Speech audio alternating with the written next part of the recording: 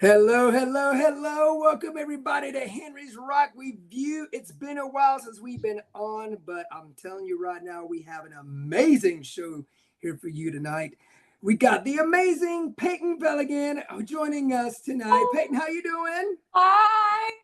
Thank you, Henry and Tom. Thank you guys so much for having me on today. I'm so stoked. This is gonna be We fun. are too. We are too. Thomas, how you doing today? You doing all Man, I'm right? great. I'm total fanboy today. I'm already a fanboy for Henry, but man, Peyton, I've been a huge fan for probably 7 or 8 years now, all the way back in your Rash days. So I'm just so pumped. And of course, I love your mom and I love your whole scene. So really, thanks for joining the show tonight. Yeah, thank you so much. Thank We're very you. excited. Please introduce the album.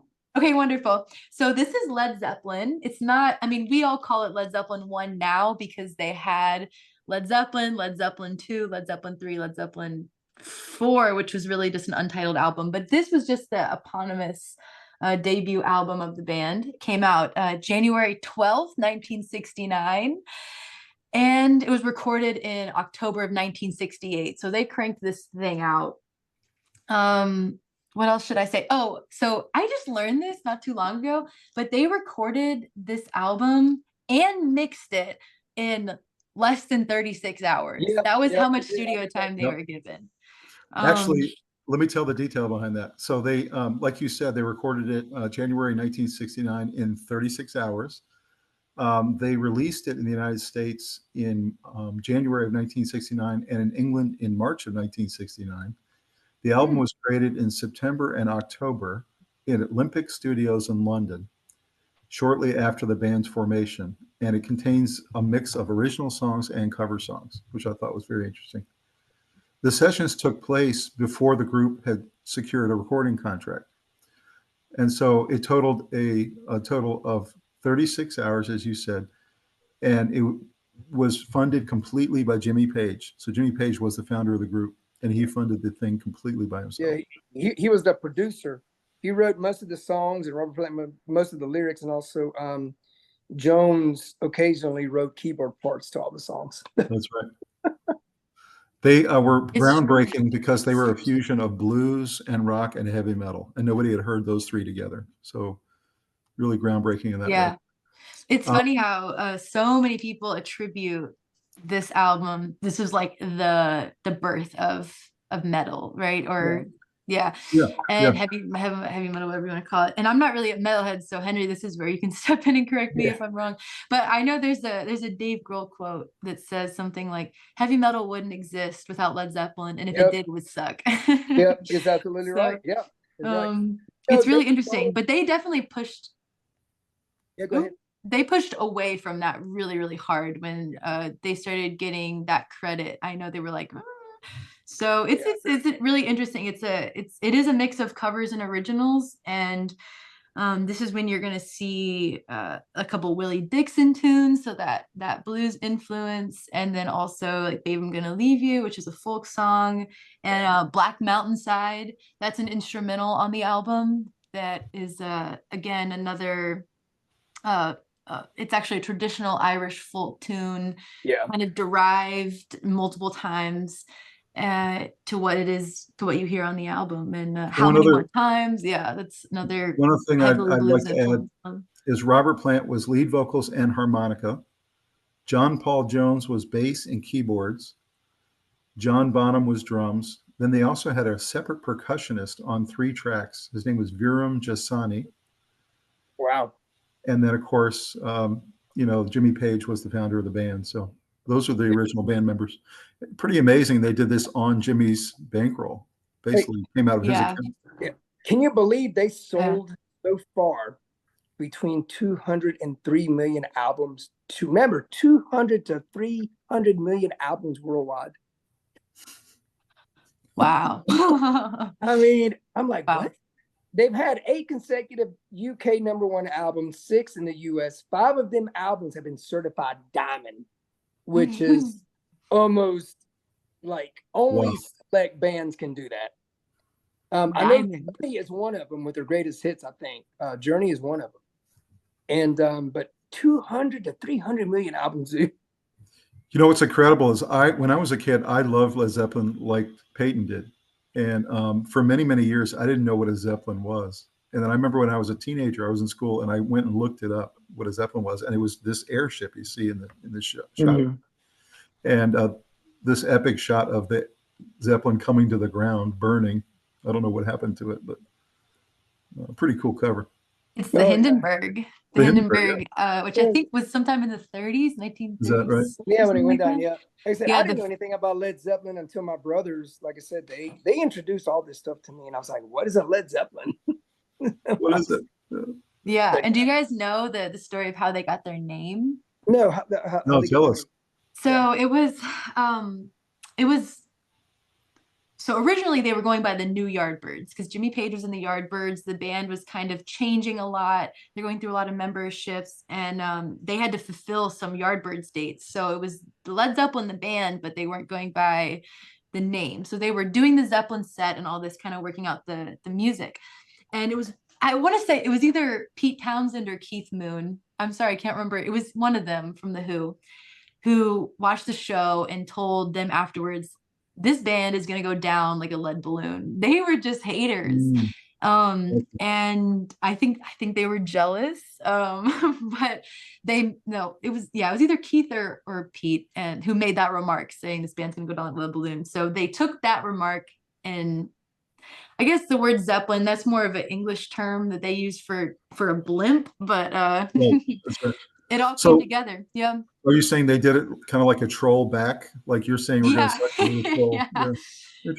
They got hated on, and then they trolled the Who back by saying. Tell you what we're going to do for Payton's benefit. Down below in the comments, guys, we'll put some information about Led Zeppelin the band, about the album, and then we'll also put something about the Hindenburg, so you guys can learn about that. Oh yeah, absolutely. Yeah, it's one of those things. Like, I think this is the coolest album cover ever. Maybe it's just because it's my favorite band and whatnot. I love this album cover. It was the people did die. This actually happened in real life. The ship fell and burned, but it was also like a Nazi ship. So I don't know.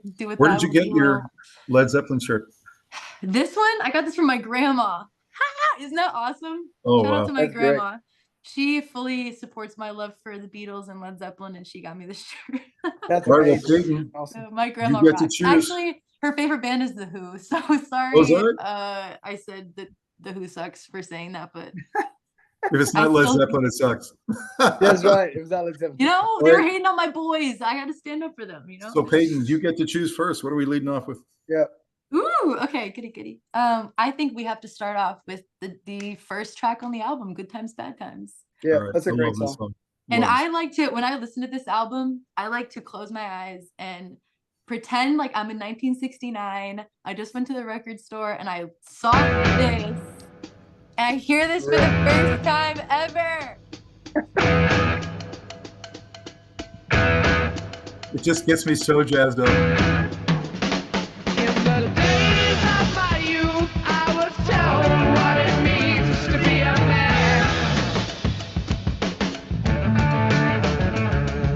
Yeah, this will pop right now. I've tried to do all those things the best I can. No matter how I try, I find my way through the same old jam. Good times, bad times, you know I like my share. When my woman left home for a brown-eyed man, but I still don't seem to care.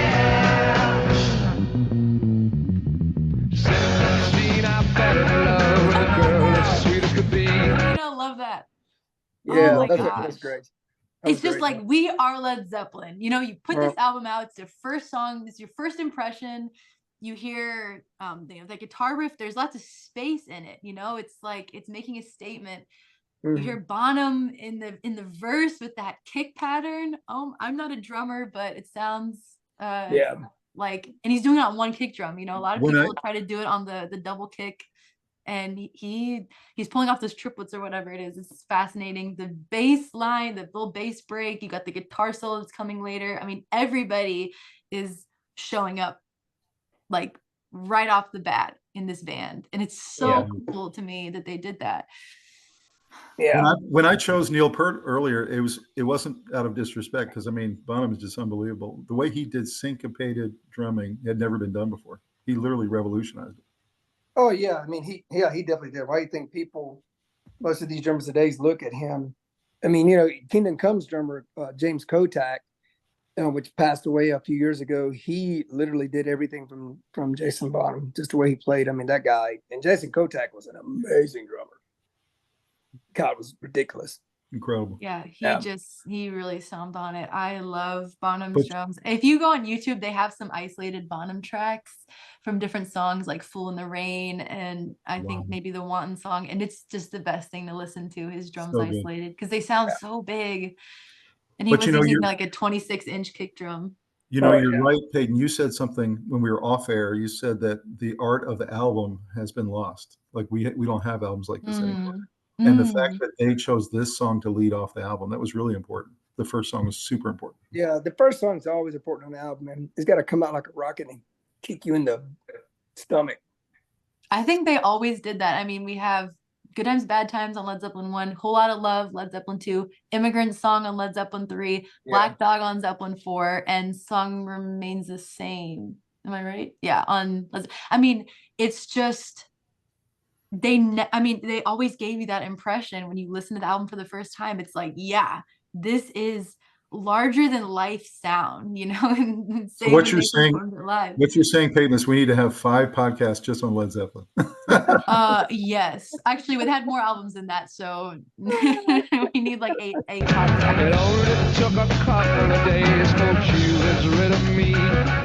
She swore that she would be all mine and love me till the end. But when I whispered in her ear, I lost another friend. Oh, good times, bad times, I've had my share.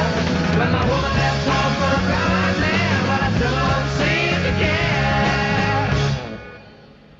Let's go, Jimmy.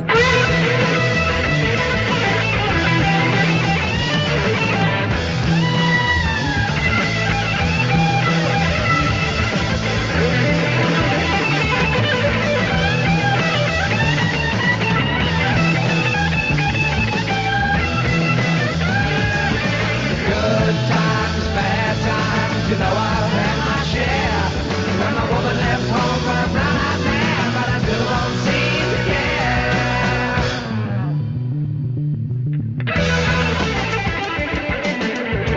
I love how he sings this part right here.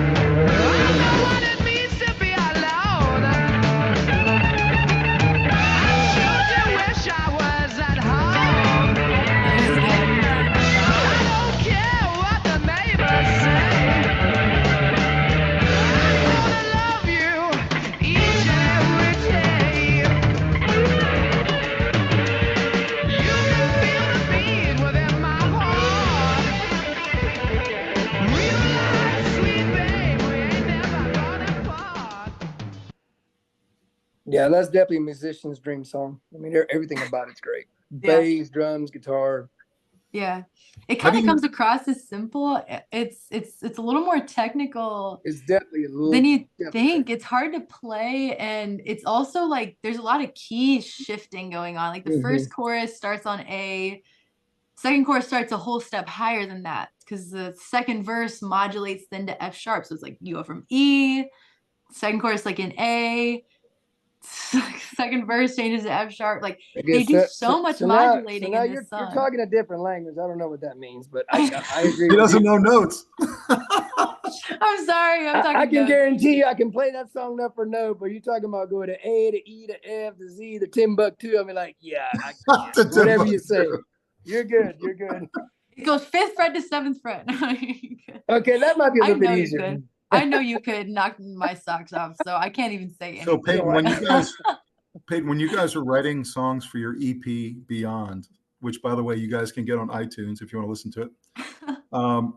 Were you guys thinking that way? Like how to move between the different notes and were you writing similar to Led Zeppelin?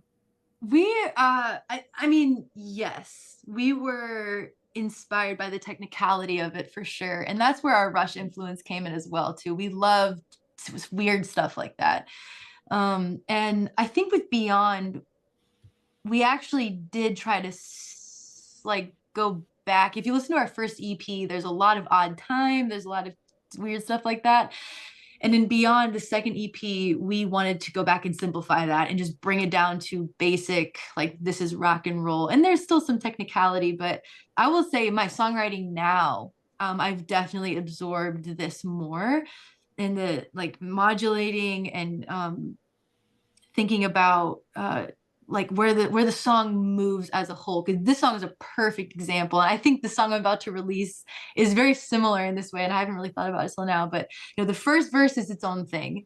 The chorus, okay, comes in, okay, that's good. The second verse goes somewhere totally different. Second verse is not first verse in this song. Second chorus is like the first chorus, but it adds something. It's a little different. In this case, it's in a different key, right? Solo comes in, something you never heard. The song keeps presenting new ideas till the end. And that's why it's gonna hold up forever, because it's endlessly interesting to listen to, because it's not repetitive. Some bands and some artists, they start their songs really well, but they don't finish great. I think Robert Plant, he finishes great. Every song, I love the way he ends it. Yeah. It's just so good. I love the like pseudo third verse kind of just outro. It's hybrid, yeah, for sure. All right, Henry, you're next. I'm Gonna Leave You, Baby. That's one of my favorite songs. The one that Great White remade. That Great White, you do need to listen to that sometime, Payton. The full thing. I will. Really good. All right, here we go. It's ridiculous how they do it, man. Here we go.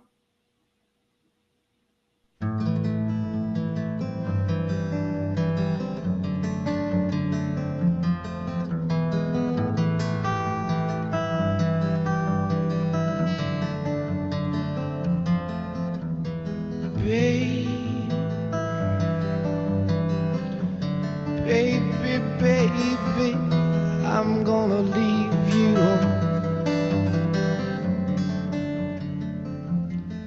I said, baby. His voice is so clean. It's great, man. You know I'm gonna leave you.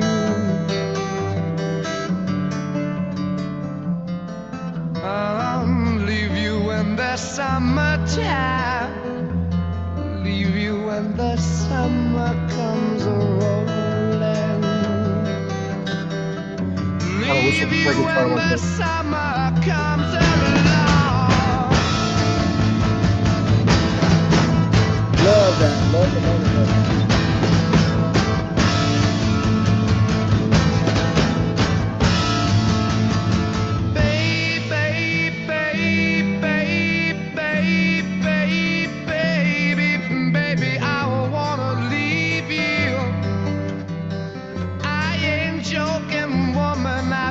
To ramble. Oh yeah. I love it. Yes. I love it. Yes. Love this song is so expressive, and it's almost 7 minutes, and it builds, and the structure it builds, it comes back, it builds even more, it comes back even more. It's just like this roller coaster of a song, and it's so emotional, I think. Yeah. In a way that's like very raw, And this song was originally, so if you look on the album, let's have a look. So on this album, this is like the original pressing, I think. It says traditional arrangement by Jimmy Page, but it wasn't really a traditional song. It was a song from, I think, maybe 10 or 20 years earlier by this artist named Anne Bredon, who it was like a folk song. And then Joan Baez covered her song and put it on her live album. And that's really where most people would know it from. And that's where Jimmy Page and Robert Plant knew it from, was from Joan Baez. Okay. And her version is cool. very beautiful. I mean, her voice is very ethereal on her version of it. It's definitely worth a listen because it's totally different than Zeppelin's version. But I heard a story, and it was Jimmy Page and Robert Plant getting together in the early stages of planning this album. And, Jimmy Page he kind of already had the structure of the album laid out, what he wanted. It was a lot of the Yardbirds influence stuff that he was already working on, and then some of his own stuff. And he's asked Robert, like, is there any songs you really want to do? And Robert said, hey, there's this one album I have by Joan Baez, and there's this tune on it. And Jimmy was like, no way, I love Joan. I have that same album. There's a song I want to do. And like they said at the same time, they said, babe, I'm gonna leave you. Wow, and that's cool. That's why they covered this song. So so I don't know if now they've given proper credit, because it's not really the traditional, but at the same time, it's one of those tunes that they really did it such in their own way that I guess it was hard for them to trace at that time, you know, when they Don't were they say, so, don't they say that they didn't have the internet. reimagined it? They literally reimagined it. Yeah, I would say they did. But yeah, definitely listening to Joan Baez. I believe them. Really got to ramble. I can hear it calling me the way it used to do. I can hear it calling me back home.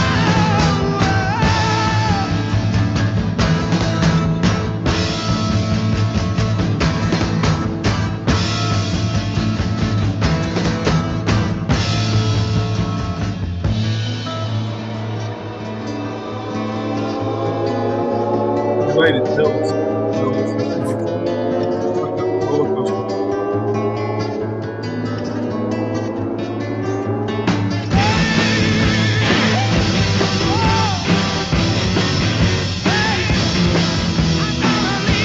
That's not Joan Baez.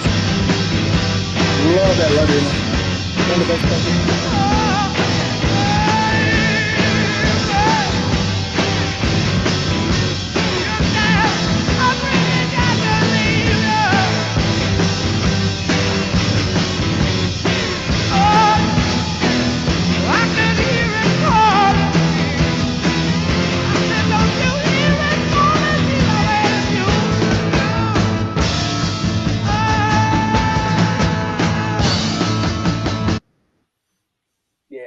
I love that build up there. This is the best.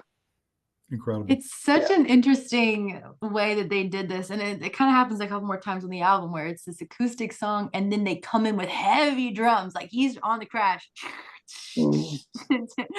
Like it's so, I think it's so cool, and it just shows their diversity and their sound. You know, you really can't, and through their whole career, you can never pinpoint them exactly what they were.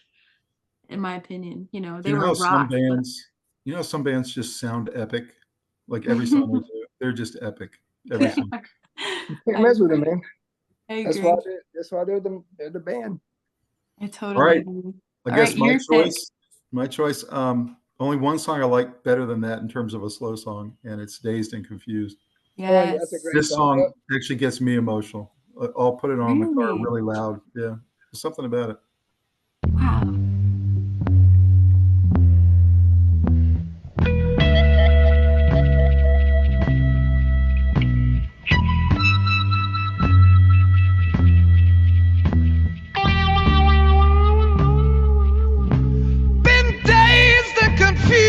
For so long it's not true. Wanted a woman, never bargained for you. Lots of people talking, few of them know. Soul of a woman was created below.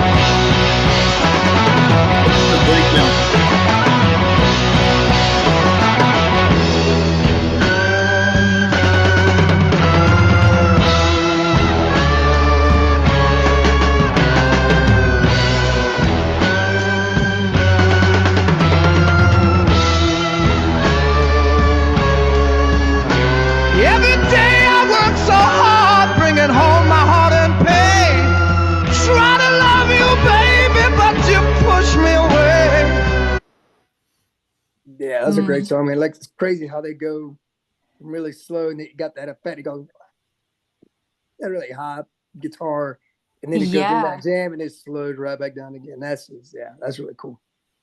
It is. Did you hear Bonham in this song? I mean, Bonham's going off. Oh, yeah. Yes. Yeah. I was thinking while we were just listening, Bonham, something I love about him is he never rushed anything. I mean, I could be wrong. Chat, if you can give an example of a time where Bonham rushed something, but link it below. But like, I mean, Jimmy Page would, and he'd pull him back. But this is just a great example of, that down, boom, boom, boom. You feel that pull there going back into the main riff, and it makes a slow song like this so much more interesting because you feel that tension and that release of the push and pull.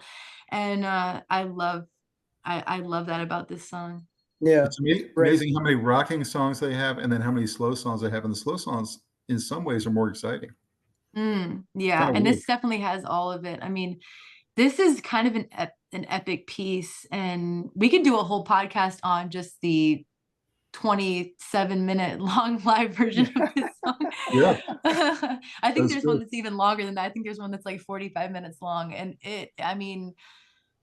it's mind-blowing, but when you listen to it, it makes sense why it's that long. It's like they integrate more pieces. There's even one I was listening to yesterday where there's a piece of Achilles' Last Stand in it, like a proto verse of it, and they definitely use this song as their sandbox live to just play. And it's I love it. But this is one of those controversial ones as well, where they get it from. The Yardbirds used to play it live. Yeah. And with different lyrics. The original artist is named Jake Holmes, and he had this album called The Above Ground Sound of Jake Holmes, and it was from 1967. And it's like, he's kind of a folk thing too. It's an acoustic version of this song that he wrote. And the only thing that's the same is the chromatic descending line and the words been dazed and confused. All the other lyrics are different. And of course, it's acoustic, so it's a little more folksy. And then the Yardbirds, I think he opened for the Yardbirds. Jake Holmes opened for them, and the singer for the Yardbirds got really into the song, and he rewrote the lyrics and they performed it. And then Jimmy Page got really into it. He wanted to do a version on Led Zeppelin. So but it's really, I mean, again, here's the credit by Jimmy Page. It doesn't give any credit to anybody else, although it's such a different song than when you listen to the original. So I don't know. Did you and your dad jam some of these songs in your bedroom? Oh, yeah. Oh, did we jam? You can ask my little brother, because he used to come and be like, I'm my little brother's 8 years younger than me. So when I was 13 getting into this, he was just a little tiny tot, and he would come and be like, stop, and he would be so mad because I was like, I don't want Dazed and Confused anymore. He'd be like, stop, because let's be honest, I was just learning guitar. It probably didn't sound that great, and to me, I was like, I felt amazing. To him, it probably sounded like nails on a chalkboard, but he was this little 5-year-old getting all upset. But honestly, then he would go out in public and he'd be singing Led Zeppelin songs, and everybody was so impressed that he was this little kid who loved Led Zeppelin. So does he play any instruments now? He plays drums.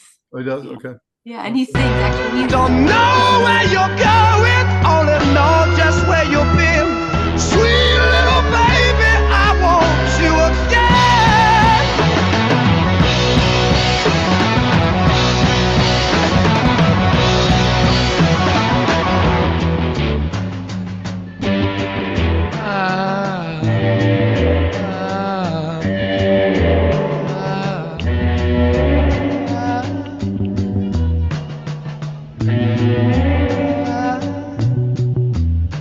This is where they turn it into a 45-minute song.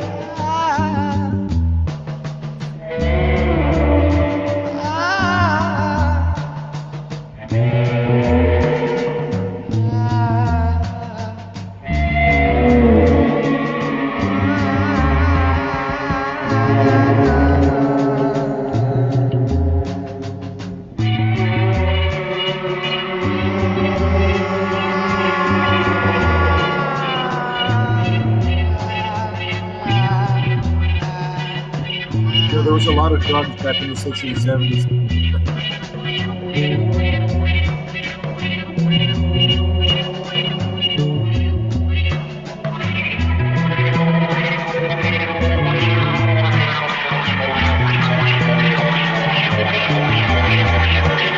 Nice little bass.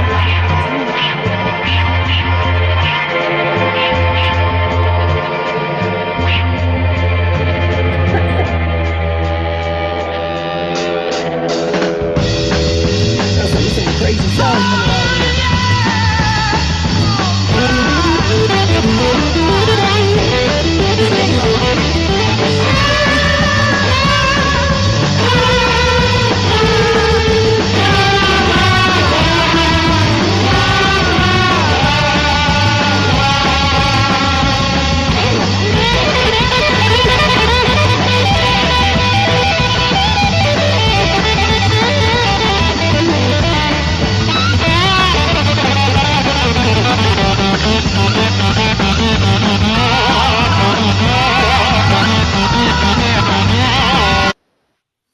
Isn't it kind of raw? Like it just sounds like it's through like a regular amp, right? It wasn't really any Oh, kind of, absolutely, yeah. He's just Yeah. using what he's got. sounds Yeah, really raw. yeah, yeah.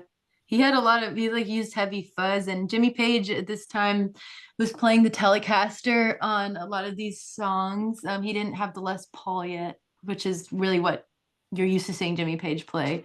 But he had the Dragon Telly, you know, if you've ever seen his famous Telecaster that he actually originally wanted to be an artist. He didn't want to be a musician. So if you see really early interviews of him when he's a young adult, he talks about wanting to go to art school, and he's just using music to kind of fund his art school. And of course, then he became a session guitarist and got in the music scene and ended up doing Led Zeppelin. And of course, This what says he's that doing. they finished the album on 1,700 pounds, which today would be $37,000. So it's really not that much money. They were basically living off Jimmy Page's bank account. Wow. And they didn't really have much equipment. So I mean, Yeah, that's they got impressive. this sound out of not much equipment. It's impressive. It's definitely impressive. It reminds me of, do you guys know the Beatles, Please Please Me, their first album? Mhm. They recorded that in one day. Wow. In I think 10 hours. So all the songs of that album were recorded in 10 hours. And like Sounds that's why like at the end, sounds like when Peralta went in the studio. yeah. I mean, What did you guys have? 3 hours, Henry, or something? we had 3 days to do it. So we went first day, laid all the rhythm tracks, everything down, hopefully get a vocal scratch. But since time is money, we just went in there and all my scratch tracks were one take. Because wow. time was money, and then producing it, then the guy would look at his watch. Okay, boys, it's over. Wow. Get out. That is so amazing. It was But like, there's something to be said about that. Like if there was a little something that wasn't perfect, that is there, and it's human, and it's you at that time, and it's It's kind of beautiful. I better. mean, I It's kind of love better. that. Yeah. My dad told me recently that he read something that Robert Plant had done saying that he didn't like his performance on this album, and or that he wished he could have redone some of it.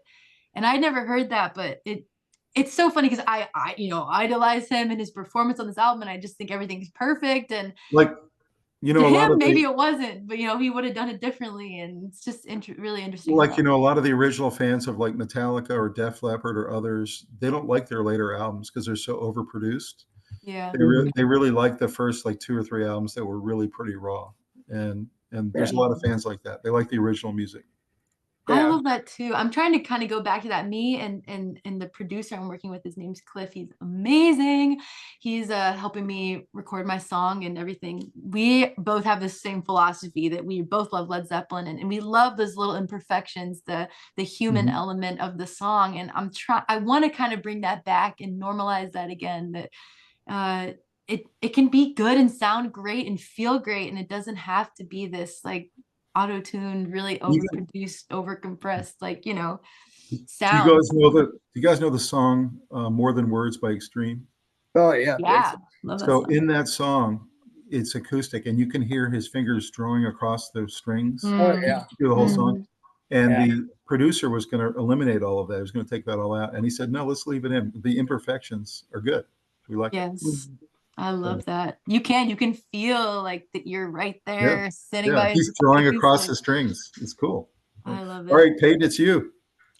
Okay. How many more songs are we gonna do? We're Because gonna do one more each. one more each. Okay. I'm gonna pick How Many More Times, which is the last song of the album. How many more times? All right, let's do it. More times. Here we go.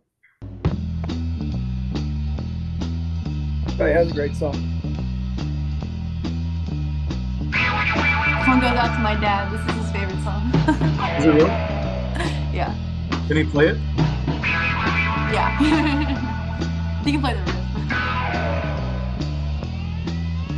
Got a good bass. Yeah, I like the bass line.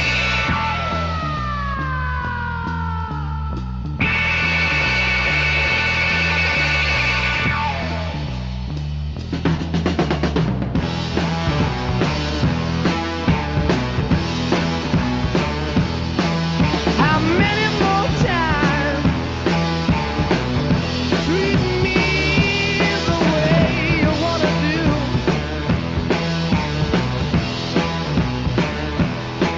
How many more times treat me the way you wanna do?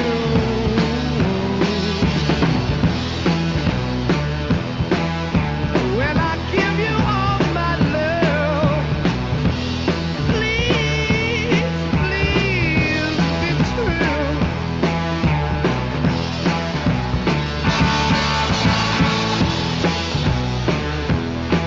I give you all I've got to give. Rings, pearls, and all.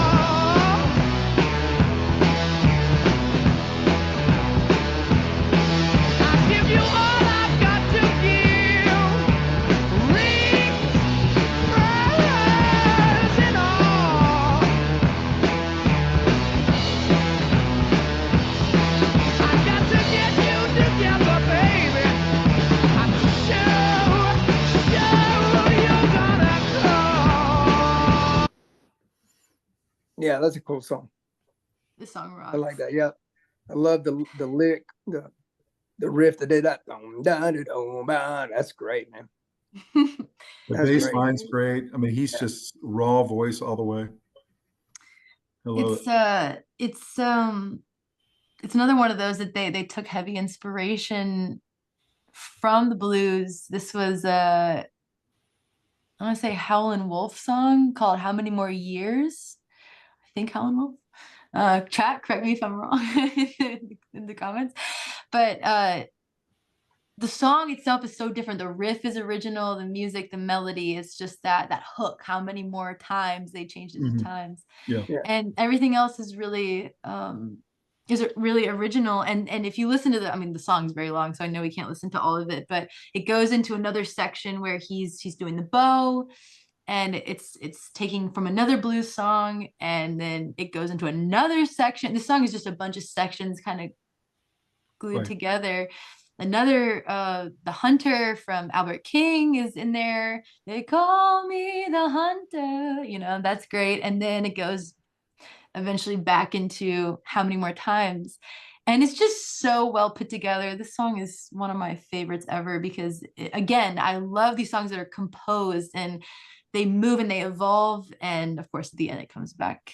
It's like when you listen to classical music, you have your main idea and then it goes somewhere and it comes back and it's just it's triumphant. It sounds so good. So you're able to summon up your inner Jimmy Page, but are you able to summon up your inner Robert Plant? Like, can you get that guttural thing going? Well, it's I don't know really, but maybe I try. I don't know why I didn't mention this earlier, but talking about fun shows I've done in my life, I did a show this summer with an amazing musician called Caleb Davis and some friends, where we played live all of Led Zeppelin I and all of Led Zeppelin II. Are you serious? Yeah, in order. That's yeah. cool. Wow. It was. I would have loved to see that. It was so much fun. That's up there. If you ever do that again, you text me, okay? If you ever do that I will. I hope we do it again because it was amazing. And I sang. Caleb played guitar. and Curtis Wingfield played drums, and Dave Buchanan on bass. It was a life, a goal, like accomplishment thing. I've just always loved this music, obviously, and to play it all live, not just picking out some of the most popular tunes, but doing all of it front to back was so rewarding. And getting to do the Robert Plant, I have to say, it was an incredible challenge. I already knew the music, but to execute it all live, I like, my stomach hurt at the end, like my abs, which I don't really even have abs. I know they're in there somewhere hiding, but they were working that night. They were working hard because you have to have so much breath support, and to sing like him. One of the things about Robert Plant is he didn't really take great care of his voice. Unfortunately, you see, as Zeppelin went on, you can hear where his range became more limited, and he had kind of some vocal damage and stuff. But in his early years, he was just wailing and wailing, and had this amazing, like, raspy quality to it, and just it was so raw. And I mean, I don't even know if I have the words to describe it. I don't really think I have to, because you can hear it. But to try to capture that was a challenge, and incredibly fun. So those shows are actually up on YouTube in their entirety. We recorded the whole thing. Are they? So with video and everything. So maybe we can link send me the link. I'll put it down below. Send me the link. That'd be That's great. really cool. That is really cool. So you tell me if I was able to do Robert Plant. I don't know. But I definitely had a great time doing it. Was it kind of like playing your childhood, kind of?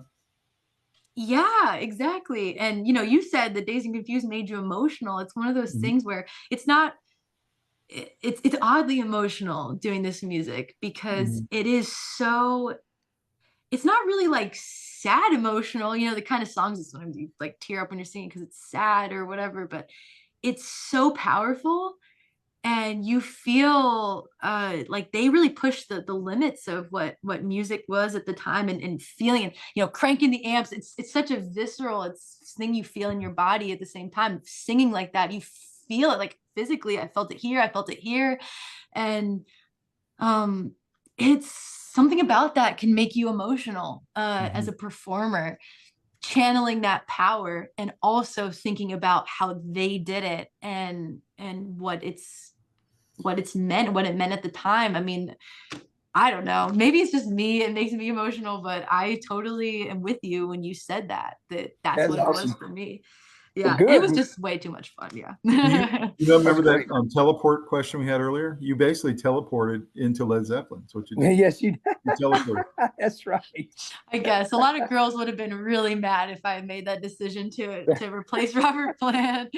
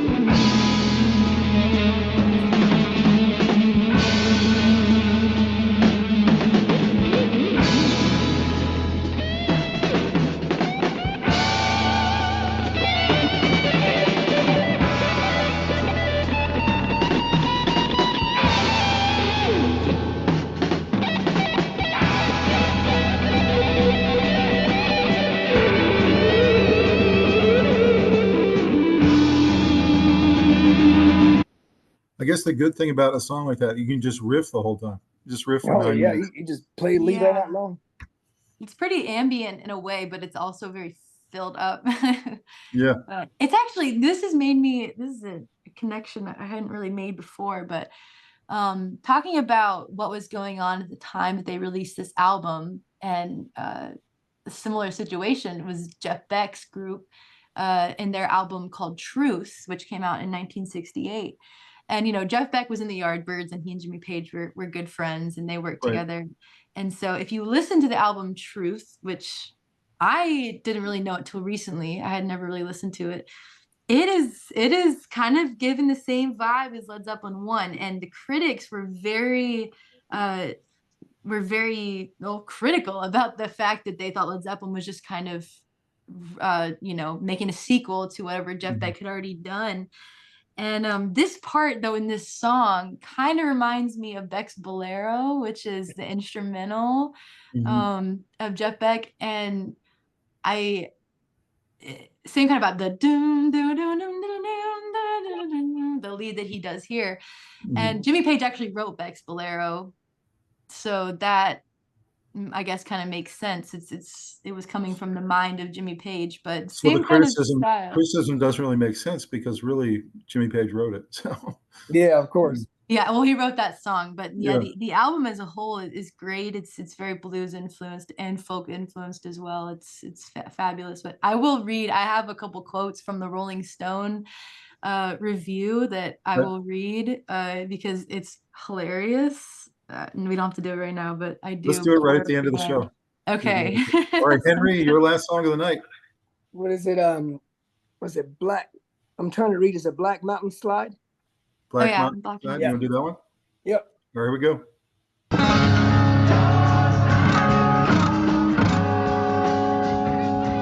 Fading out, cross-fading. Making a weird lick. It's so cool. Is that percussionist guy, probably? Yep. It's that third percussionist guy.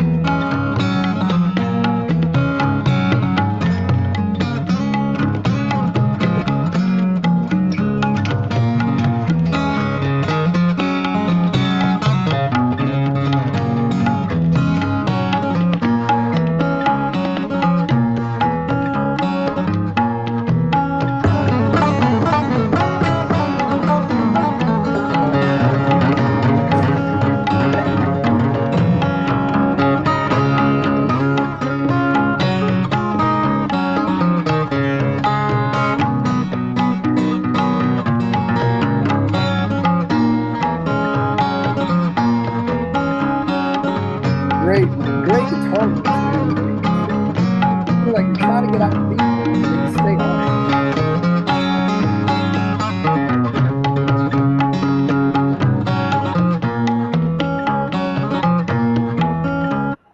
It's pretty amazing. it. What a weird song, but it's so cool, man. So It is. cool. Yeah. Yeah, it really is. Actually, I have him here. I don't know if it's the screen will let me show it. Do you This really? guitar. Yeah. Look at That's that. great. This is a Dan Electro, and this is what he would use when he would play this song live. He would tune this to Dadgad, which is the DAD-GAD tuning. Same as Kashmir. He played on this guitar, same tuning. Yeah. So I just show off my guitar. Have you ever played the 12 string? Sorry, the Dan You ever Electro played 12 string? The double neck 12 string. You ever played it? Oh yes, I do. I have played it, and I have one actually. Oh, cool. I have. It doesn't look exactly like Jimmy's. It's white, but a very dear friend gifted it to me. His name's Emery, and shout out to Emery if you're watching this. Thank you so much. It was a Christmas present from him. We played a show at his house, and he gave me the guitar. Double neck. It is heavy and beautiful, and you know, the guitar of your dreams, basically. Wow, that's Super great, cool. man. I was just gonna say that was a traditional Irish folk tune called like Black Black Waterside or something like that. Jimmy just changed the name up a little bit. And then there's a really cool version from 1966, I think. I'm gonna check my notes.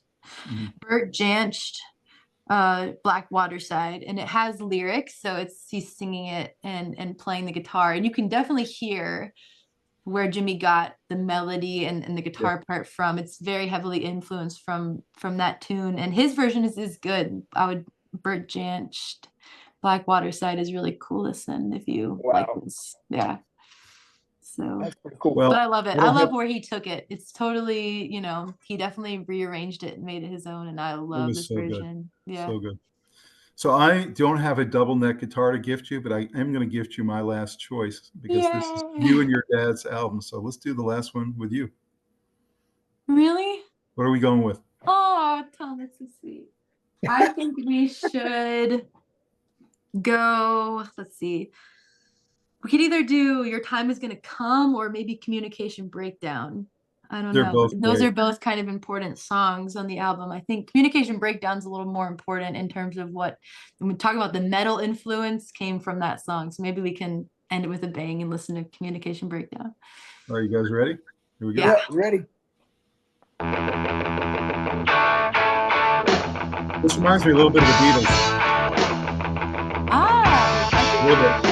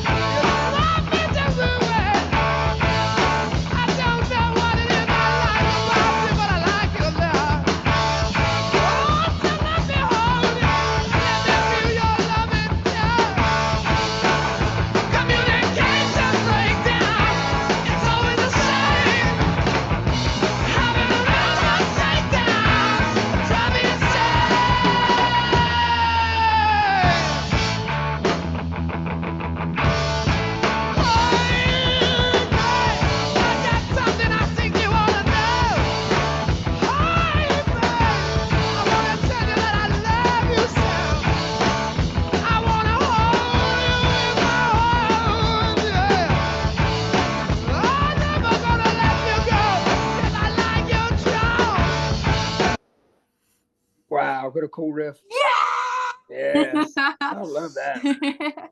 I love that. Communication Breakdown. Yeah. I'm curious, like Henry, from your perspective, since you like Iron Maiden and like the heavier stuff from the 80s and that era, how do you feel about hearing this song and when it came out in 1969? Major influence. I mean, dude, how many riffs come out? Ding, ding, ding, ding, ding, ding, ding, ding, ding, bang. Ding, ding, ding, ding, ding, ding. I mean, you can hear Black Sabbath come out of that. Some Black Sabbath songs. You hear, oh, my lights came back on. Yay! The enlightenment. My lights came back on. You know what? Right when he said, I like Led Zeppelin, boom. My lights are on. He likes them a little more now. But yeah, like Scorpions has a song called, I think it's called Another Piece of Meat, out of one of their albums, and it has that ding ding ding ding ding ding ding ding ding, same riff, and it's the Scorpions, taking that riff from Led Zeppelin. So I'm telling you, even some of the Peralta songs that we wrote have that Led Zeppelin-esque, a lot of stuff like that in the stuff that we did. That's so cool. I love hearing that. It's interesting. Like Jimmy Page called what they were doing at this time, he called it contemporary blues. So I guess that's where he saw what it came from and where it was heading, that it was the future of blues music, which in a way it kind of was, because it's just all an evolution. But I think that's really interesting because it wasn't just blues that they were pulling from, but folk, maybe even rockabilly. Yeah. And what came in the 60s. But okay, I want to read this Rolling Stone little clip from the Rolling Stone review. So this review was released March 15th, 1969, which you said that the album wasn't actually released in the UK till I think that day. It was released January in the US and March in the UK. In March in the UK. That's so strange. Yeah. Anyway, and what's funny is I was born in February 1969, so right in between them. Really? Yeah. So we had the US release, we had the Tom release, and then we had the UK Tom release. That's right. The Tom release. We Tom got release. the Tom release. Yep. Okay, well, hopefully you didn't get as scathing a review when you came out as this album Hopefully. did, Hopefully. because you wouldn't deserve that, but neither did this album. Okay, so there's actually, if you, I don't pay for Rolling Stone, so I couldn't read the whole album, the whole review, but the whole thing is really interesting to read. Here's a quote. So Jimmy Page produced the album, right, and had writing credits on everything. So they said, Jimmy Page is admittedly an extraordinarily proficient blues guitarist and explorer of his instrument's electronic capabilities. Unfortunately, he is also a very limited producer and a writer of weak, unimaginative songs. And the Zeppelin album suffers from his having both produced it and written most of it. Oh my God. Unquote. I just think that is so funny, because who would call Jimmy Page unimaginative?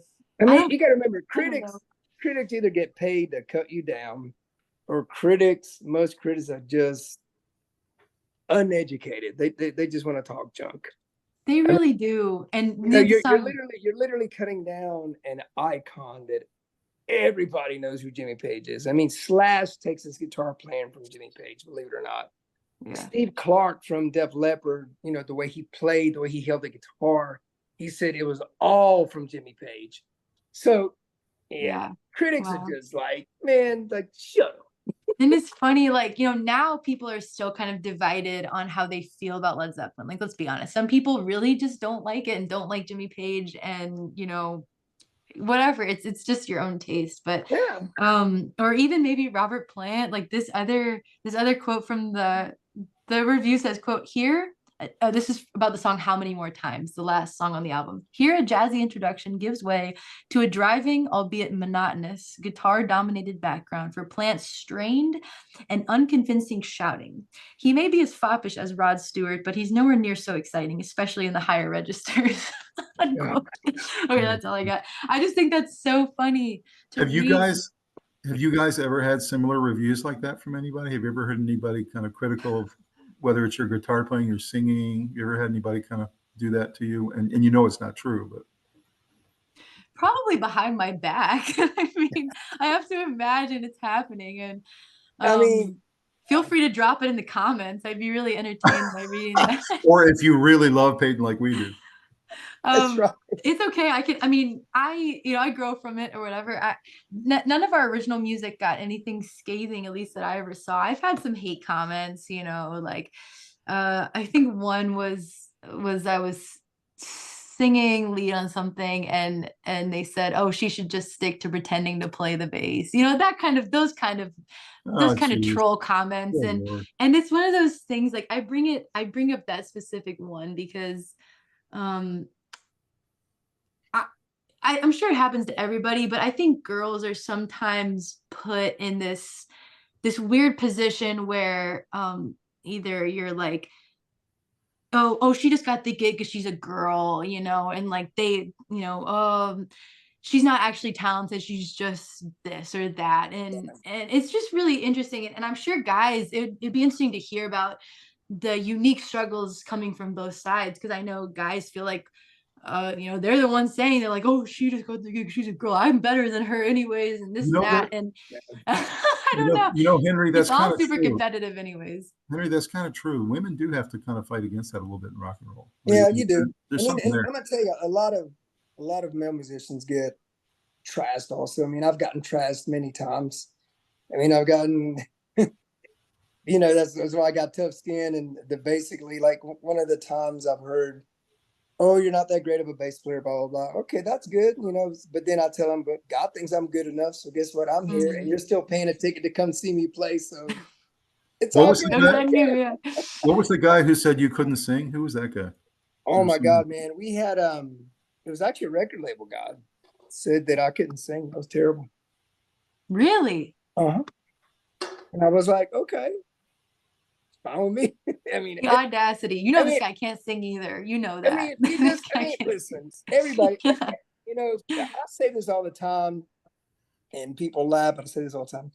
Everybody's got opinions like they do buttholes. Some smell more than others. So you know what? I don't care. Yeah. That's pretty good. I like that. Hilarious. Yeah, you really do have to just have You know, thick skin, I guess. You know, Look, Payton. God is my Payton. sponsor, and as long as I got God as my sponsor, it doesn't matter what you say. That's right. I look at all this. It takes a lot, whether someone's great or not. Somebody might be better than somebody else, but it takes a lot of guts to get on stage and play in front of people, whether you're good or not. And you might never know that might be that person's moment. It's true. So why talk junk and take away? Why curse them with your words and bless them with your words? What does the word say? There's death and life in the power of the tongue. Man will live and die by it, right? If you bless somebody, you're empowering them, because when you bless somebody, it means you're empowering them to have success. So you know what? Who cares that they talk about you? You know what? At least they're talking about you. They still watch my videos. They're wasting their 10 seconds of breath to say something bad about you. You know what? Good job. Keep talking about me. And oh, by the way, when things happen different, how do you like me now? Payton, you're about to go play for Weird Al Yankovic, and so you're probably going to get your first Rolling Stone. Madison Square Garden. Ooh, how many people can actually say that? And you're probably going to get your first Rolling Stone review. So that'll be interesting. Oh gosh, wow. That's so crazy. Thank you guys. Thank you. You both have been so supportive of my career ever since I started, since I was just a little kid, just loving Led Zeppelin and Rush and all this. And to do this now and to talk to you guys and get to share this has been such a joy. Henry, we should do a Henry's Rock Review trip up to New York and go see her play with Weird Al. Sounds good to me. We should go. We'll be fun. We'll be right there. That'd be so fun. Oh my gosh, that'd be so much fun. We'll do live footage and we'll put it on the podcast. Dude, I would just love to get to meet. I would just love to get to meet him because I thought when he came out and did his stuff, I thought it was great. I'm like, I thought this guy could change songs and do these crazy videos and have so much success. I think it's fantastic. Okay, so we're gonna plan a trip. Yeah. We're gonna plan a trip. When you tell us when to come, we're coming. So, Let's do it. That'll be so fun. Tell us about these. The pictures? Yeah. Oh, the one on the bottom left, that was me when I was 12. Yeah, no, that was Henry. The one in the middle on the bottom is me playing at Summerfest. I was playing with Tommy DiCarlo, and that was in 2022. It was 104 degrees. No, it was like 96 degrees and funny. It was in Milwaukee, and if any of you have been to Milwaukee, it's one of the prettiest cities. It's so gorgeous right on the water. It was like 70s all week, and then our showtime came and it was 96 degrees, and the stage was so hot. Our feet were burning through our boots. It was like hot potato on the floor. It couldn't stand still because your feet would burn. Oh, wow. So that's me. I had to wear the shades that show. That was a lot of fun though. Another one of my favorite gigs is playing Summerfest. That whole scene is just unbelievable. There's 30 stages at Summerfest, and just everywhere you walk, there's music coming at you from different angles. So it's really fun. Nice. So the picture on the bottom right, that was in Daytona Beach for Bike Week. Actually, I think it was Ormond Beach, but right by Daytona. I was playing with DiCarlo, playing keys, and that picture was taken by my friend Kamal, who actually got me the Weird Al gigs. So shout out to Kamal. Awesome. He's awesome and an amazing talent on the camera.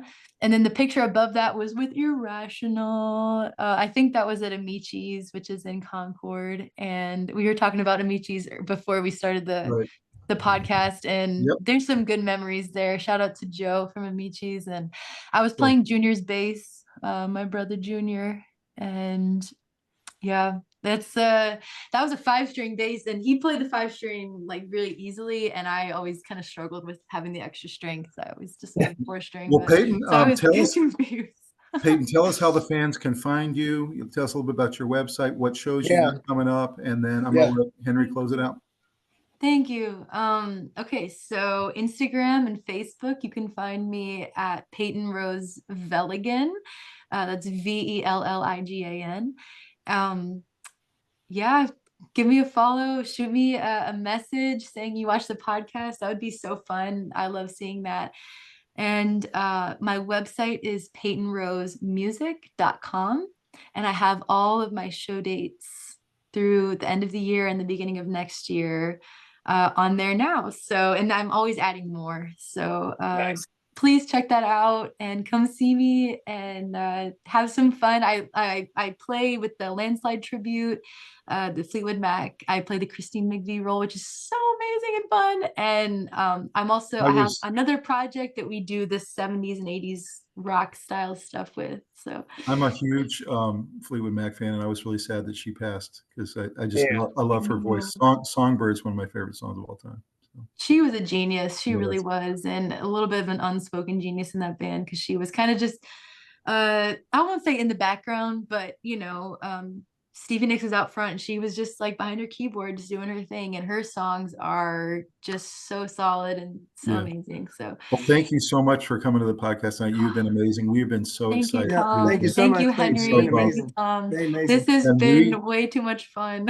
Henry and I really do need a road trip, so I think we're going to try to put that together. Yeah, it'd be kind of nice. We ended in New York together, and maybe we'll take Rob with us, and we'll just please make that happen. Let me know, and we'll organize it and get tickets, and maybe we could do like a backstage thing or something. Yeah. We'll figure it out. You know what Henry wants to do? He wants to meet Weird Al. Yeah, I would love to meet him. Oh man, Weird Al, Al is so inspiring. He's just like limitlessly creative in every single way. And he has so much energy, and it's just I am so blessed to be a part of his band now.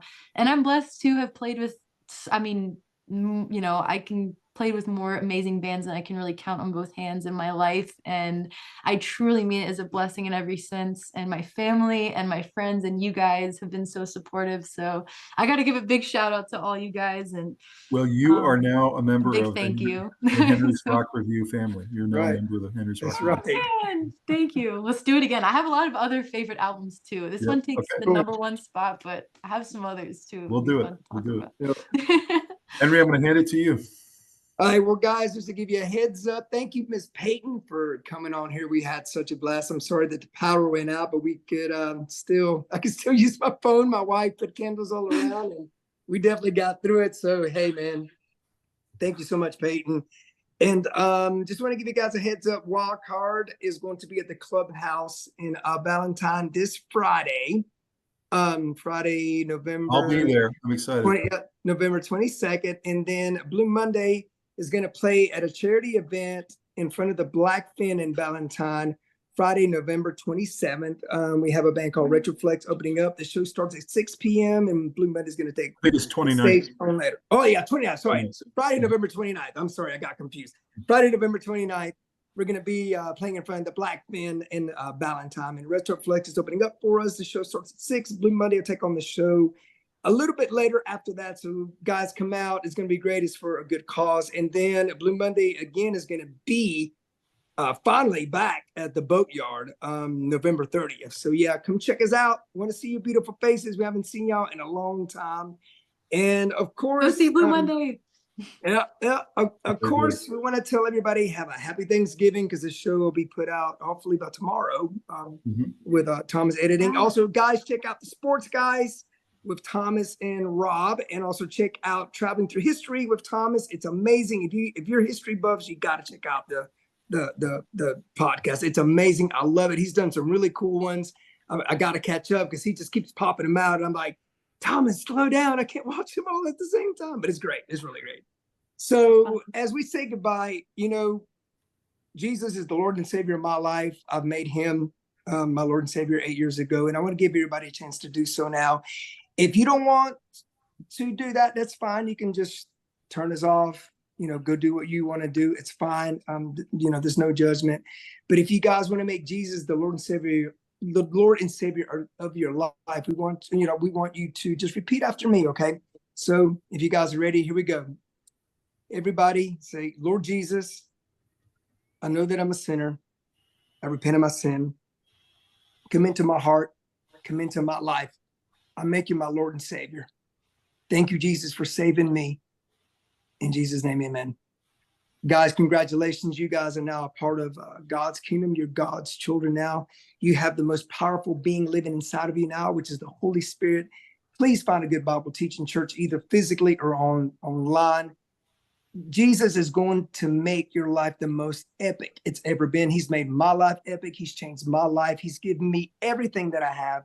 And it just keeps getting better every second, every minute, every hour of my life. I promise you, You will never go wrong. Jesus will make your life epic. God bless everybody. Thank you, Henry. And Henry's Rock Review and Payton, it's been epic. Thank you so much. Thank you so much, Payton. We'll see you soon. guys. Everybody have a great night. You too, man. See you next time. Bye-bye.